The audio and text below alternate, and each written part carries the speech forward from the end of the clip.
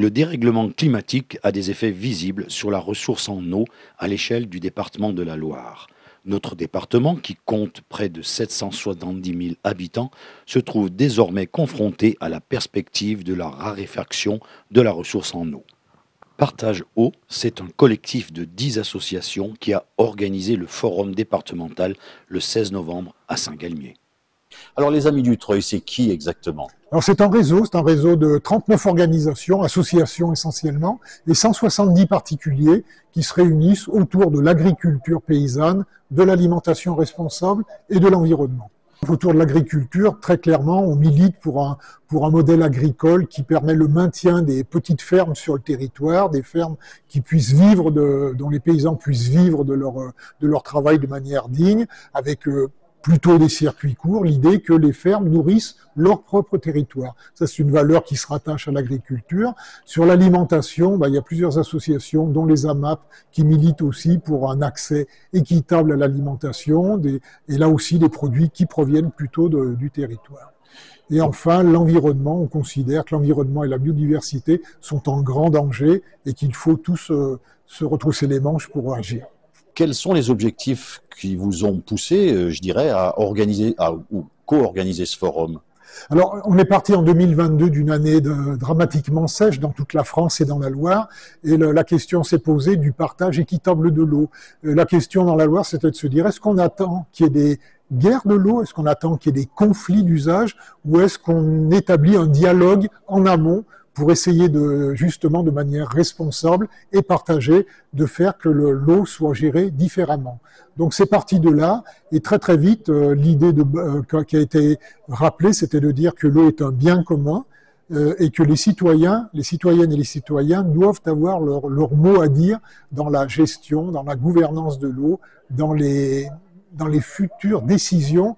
Si à un moment donné il y a moins d'eau, il faudra peut-être dire qu'est-ce qu'on priorise. Et on pense que le consentement, l'acceptation des citoyens est nécessaire, et il faut donc qu'ils soient associés à toutes ces réflexions. Comment vous faites? Quelles sont les actions que vous menez précisément pour impliquer les citoyens, pour qu'ils puissent s'exprimer? Alors cette année 2024, finalement, il y a 4 axes qui ressortent. Donc d'abord, on a mis en place, on est passé des Amis du Treuil en 2022-2023 à un collectif de 10 associations départementales présentes du Pilat jusqu'au Roannais, le Stéphanois et la Plaine. Donc un collectif qui déjà permet de mailler, de travailler en réseau de manière très très large. Ensuite, le deuxième aspect, c'est de dire, nous avons mis en place des ateliers, ce qu'on appelle d'intelligence collective, qui a permis à plusieurs dizaines d'habitants du département de venir réfléchir, travailler, monter en compétences. Le troisième aspect, c'est justement cette montée en compétences. Ça passe aussi par la création d'événements, des ciné-débats, des conférences, des visites, des tables rondes, qui permettent justement aux citoyennes et aux citoyens de s'informer, de mieux comprendre la problématique de l'eau pour qu'il y ait une parole éclairée. Et le quatrième axe, c'est celui que nous faisons aujourd'hui, donc le 16 novembre, un forum départemental avec près de 200 personnes, avec des intervenants, des experts, là encore, pour échanger et partager sur l'eau. On a le soutien de l'Agence de l'eau Loire-Bretagne, qui est une institution incontournable dans le domaine de la gestion et de la gouvernance de l'eau. La métropole de Saint-Étienne aussi nous aide, donc a décidé de nous apporter son appui. Nous sommes en relation avec plusieurs communautés de communes du département, que ce soit sur le nord du département, les monts du Pilat ou la Plaine. Donc on a vraiment cette volonté d'aller au-devant de ces intercommunalités, de ces partenaires publics, parce qu'on pense que les citoyens ne sont pas contre, mais ils doivent travailler avec tous les acteurs de l'eau. On a commencé avec plus de 80 personnes qui, depuis des mois, travaillent dans ces fameux ateliers. Et bien sûr, on va continuer en 2025. Et on invite tous les habitants de la Loire intéressés, qu'on soit simple habitant lambda, sans responsabilité particulière, qu'on soit dans une association, dans une entreprise, dans une ferme. Voilà, tous les gens qui peuvent être intéressés, qui ont soit besoin de s'informer, mais aussi peut-être de partager des propositions, des idées, voilà, de nous rejoindre dans ces ateliers de réflexion. Alors, qu'est-ce qu'on peut dire de la situation de notre département sur ce plan-là, sur le plan hydrique? Alors sur le plan hydrique, ce qu'il faut prendre bien en compte, c'est que sur la Loire, on n'a pas de nappe phréatique. Donc en fait, on est très dépendant des précipitations. Donc tout simplement, si comme en 2022, il pleut pas d'un long moment, on est ce qu'on appelle en sécheresse. Et donc ça a des impacts à la fois sur l'eau potable, mais aussi sur toutes les activités et les milieux du territoire.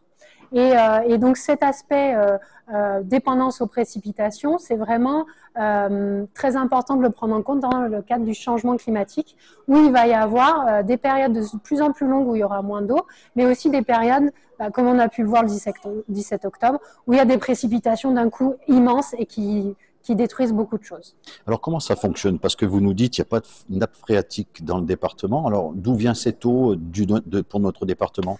Alors, on ne sait pas trop comment elle fonctionne en fait, l'eau souterraine. Il y en a un petit peu, il y a des nappes, des choses, mais en fait, on ne peut pas s'imaginer comme sur d'autres territoires ou dans le nord de la France où il y a vraiment une nappe énorme sous leurs pieds. Nous, c'est vraiment plus des petits points. C'est tout simplement le sol et la roche qui fait que l'eau ne reste pas et s'évacue. Et donc, c'est vraiment uniquement grâce aux précipitations qu'on a chez nous, donc qui tombent sur notre bassin versant, qu'on peut remplir les barrages, donc des barrages qui nous servent à l'eau potable. Et également, on peut utiliser l'eau qui se trouve dans les rivières pour nos activités. Qu'est-ce qu'on peut dire de la Loire? On dit régulièrement qu'elle est menacée. Alors, quel est votre sentiment là-dessus? Alors, c'est pas qu'un sentiment, c'est des recherches scientifiques. Le département, depuis 2 ans, mène une étude HMUC, hydrologie, milieu, usage, climat, grâce à un bureau d'études notamment. Et en fait, grâce aux éléments scientifiques mondiaux du GIEC qui nous aident plus localement, la Loire, on sait qu'il va y avoir des problématiques à horizon 2050. On va avoir vraiment une cassure où on a en août-septembre un fleuve vraiment très bas en termes de débit, donc avec une lame d'eau très faible et une température qui va également augmenter sur ce cours d'eau. Et donc même un fleuve ne résiste pas ou pas beaucoup au changement climatique qu'on va avoir. Alors, c'est pas très réjouissant ce que vous nous dites. Le citoyen lambda, qu'est-ce qu'il peut faire face à ça? Alors déjà, il y a une première chose, c'est la sobriété que tout le monde prône, c'est-à-dire faire des économies d'eau, de l'eau bien sûr potable, donc chez soi, pourquoi pas des toilettes sèches, pourquoi pas mettre en place des systèmes de citernage, donc c'est-à-dire récupérer l'eau de pluie chez soi. Après, il y a quelque chose qui marche aussi beaucoup chez nous, chez nous et partout, c'est la revégétalisation, donc c'est-à-dire on met le plus de végétal possible, donc on ralentit le cycle de l'eau, l'eau qui tombe, quand elle tombe, on la ralentit, on la stocke naturellement dans les sols, et ça en fait tout un chacun peut le faire, c'est-à-dire planter un arbre, les agriculteurs planter des haies, c'est déjà ce qu'ils font pour la plupart, et enlever le maximum de bitume quand le bitume n'est pas nécessaire. En plus de tous les petits gestes au quotidien, bien sûr, couper le robinet quand on se lave les dents, des choses comme ça, prendre une douche à la place d'un bain, mais je pense que ces éléments-là, ils sont déjà rentrés dans la plupart des têtes, mais travailler vraiment sur le territoire, le sol, sur le végétal, c'est vraiment essentiel.